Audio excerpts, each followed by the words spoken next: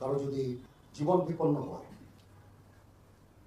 ধর্ম বর্ণ নির্বিশেষে অবশ্যই আমরা তাদেরকে আশ্রয় দিয়েছি এবং তাদের বিরুদ্ধে যদি কোনো অভিযোগ থাকে, মামলা হয়, অবশ্যই তারা শাস্তির আওতায় যাবেন। কিন্তু অবশ্যই আমরা চাইবো না যে এক্সট্রা জুডিশিয়াল কোনো অ্যাকশন তাদের উপর হোক, বিচার বহির্ভূত কোনো কাজ হোক, তাদের উপরে হামলা হোক বা তাদের জীবনের যে হুমকি যেটা আছে সেটা থাকলে আমরা তাদেরকে আশ্রয় দিয়েছি। যেই হোক, যেই দলেরই হোক, যেই মতেরই হোক, যেই ধর্মের হোক, সেটা আমরা করবো। পরিস্থিতি আমাদের নিয়ন্ত্রণে, এটার জন্য আমরা সবাই কাজ করেছি, আপনারা আমাদের সাহায্য করেছেন, এর জন্য আপনাদের কাছে কৃতজ্ঞ।